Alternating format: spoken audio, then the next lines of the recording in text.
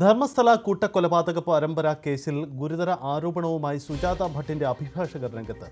SIT അന്വേഷണത്തെ തടസ്സപ്പെടുത്താൻ നീക്കം നടത്തുന്നു എന്നാണ് ആരോപണം. മൃതദേഹം കുഴിച്ചിട്ടെന്ന് സാക്ഷി വെളിപ്പെടുത്തിയ ക്ഷേത്രഭൂമിയായ ബാഹുബലി കുന്നിൽ 10 അടിയോളം മണ്ണും മറ്റു വസ്തുക്കളും നിക്ഷേപിച്ചു. തെളിവ് നശിപ്പിക്കുന്നതിന്റെ ഭാഗമായിട്ടാണ് ഈ നടപടിയെന്നും അഭിഭാഷകർ ആരോപിക്കുന്നു. വൈകാരിക തലത്തിൽ പ്രതികരണം ഉണ്ടായേക്കാവുന്ന സ്ഥലത്ത് തിടുക്കത്തിലെന്തിന് പരിശോധന നടത്തിയെന്ന ചോദ്യവും ഉയരുന്നുണ്ട്. അതേസമയം ഇന്ന് SITയുടെ പരിശോധന ഉണ്ടാകും. KB ബൈജു നമുക്കൊപ്പമുണ്ട്. ബൈജു, ഇതിൽ ഈ അഭിഭാഷകർ ഉന്നയിച്ചത് ഒരു വലിയ ആരോപണമാണല്ലോ. കാരണം തുടക്കം മുതൽ ഈ അന്വേഷണം തടസ്സപ്പെടുത്താൻ നീക്കമുണ്ടായിരുന്നു. ഒടുവിൽ SIT സംഘം വന്നു. പക്ഷേ SITയുടെ അന്വേഷണത്തെ നീക്കത്തിൽ പോലും തെളിവ് ശേഖരിപ്പിക്കാനുള്ള നടപടിയെ തടസ്സപ്പെടുത്താൻ ബോധപൂർവ്വ നീക്കമുണ്ടായി എന്നതാണോ ഇവരുടെ ആരോപണം? ഇത് എത്ര കണ്ട് ശക്തമാണ് ഈ ആക്ഷേപം? SIT അന്വേഷണം അട്ടിമറിക്കാൻ ശ്രമം നടക്കുന്നുവെന്ന ഗുരുതര ആരോപണവുമായാണ് ഇപ്പോൾ അഭിഭാഷകർ രംഗത്തെത്തിയിരിക്കുന്നത്.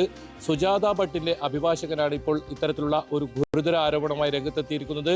പ്രത്യേകിച്ച് കഴിഞ്ഞ ദിവസം ക്ഷേത്രഭൂമിയിൽ നടന്ന തെരച്ചിലുമായി ബന്ധപ്പെട്ടാണ് ഇപ്പോൾ ഇങ്ങനൊരു ആരോപണം ഉയർന്നത്. കാരണം ഇവിടെ മൃതദേഹങ്ങൾ കുഴിച്ചിട്ട ഭാഗത്ത് മണ്ണും മറ്റു വസ്തുക്കളും ഇട്ട് ഇത്തരത്തിൽ തെളിവ് നശിപ്പിക്കാൻ ശ്രമം നടന്നു എന്ന ഒരു ഗുരുതര ആരോപണം ഉന്നയിച്ചിരിക്കുന്നു.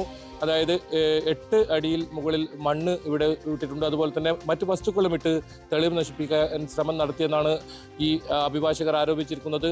എന്നാലും ഇന്നലെയാണ് വളരെ നിർണായകമായ SITയുടെ പരിശോധന നടന്നത്. ക്ഷേത്രഭൂമിയിലേക്ക് SIT കടക്കുന്നു. 11ാം ദിവസമാണ് ഇത്തരത്തിലുള്ള നിർണായക നീക്കവുമായി SIT മുന്നോട്ട് പോയത്. അവിടെ മണിക്കൂറുകളോളം പരിശോധന നടത്തിയെങ്കിലും കാര്യമായ വസ്തുക്കളൊന്നും ലഭിച്ചിട്ടില്ല എന്നാണ് നമുക്ക് കിട്ടുന്ന വിവരം.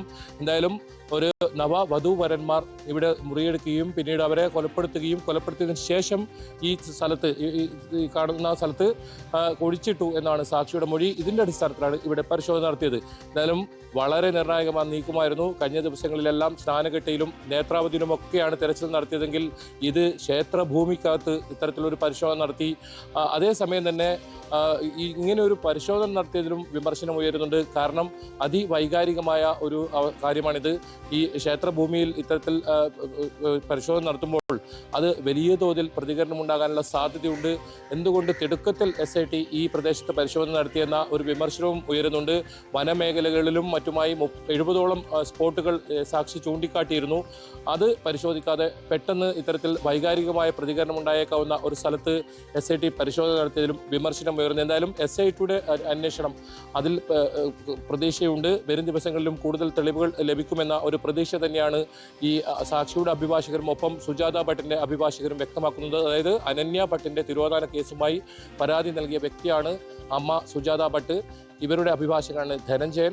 ഇവരാണിപ്പോൾ ഇത്തരത്തിലുള്ള ഒരു പ്രതികരണവുമായി രംഗത്തെത്തിയിരിക്കുന്നത്. ഏതായാലും ഇന്നത്തെ പരിശോധന തെരച്ചിലില്ല. നാളെയാണ് ഇനി പ്രധാനപ്പെട്ട തെരച്ചിൽ നടക്കുക.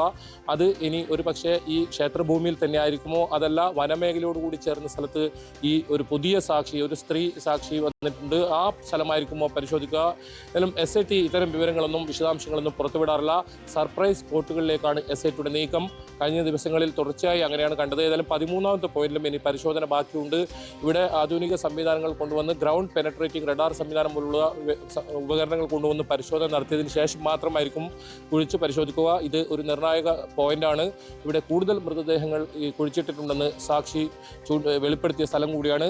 എന്തായാലും ഇനി നാളത്തെ ദിവസം ധർമ്മസ്ഥലയിൽ ഇനി SITയുടെ നീക്കമെന്ത്, അത് തന്നെയാണ് ഏറ്റവും പ്രധാനം. ഇതുവരെ ഉണ്ടായ അന്വേഷണവുമായി ബന്ധപ്പെട്ട വിശദാംശങ്ങൾ SIT പുറത്തുവിടുമോ, അതും വളരെ ഗൗരവമുള്ള കാര്യമാണ്. അത് ഇനി ഒരു പക്ഷേ നാളെ അല്ലെങ്കിൽ 2 ദിവസത്തിനകം പുറത്തുവിടുമെന്ന ഒരു സൂചന ലഭിക്കുന്നുണ്ട്.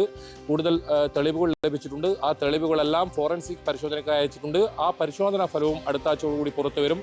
ഇതെല്ലാം ഈ കേസിനെ സംബന്ധിച്ചിടത്തോളം നിർണായകമാണ്. ഇത് ധർമ്മസ്ഥലയിൽ നിന്നും KB ബൈജു, ന്യൂസ് 18. യെസ്, അതാണ് ഈ കേസിൽ നിർണായകമാവുക. ബൈജു സൂചിപ്പിക്കുന്നത് പോലെ തന്നെ ഈ കേസിൽ അഭിഭാഷകരുടെ ഇപ്പോഴത്തെ നീക്കം നിർണായകമാണ്. ഇന്ന് പരിശോധനയില്ല, പക്ഷേ വരും ദിവസങ്ങളിൽ വീണ്ടും പരിശോധന നടക്കും.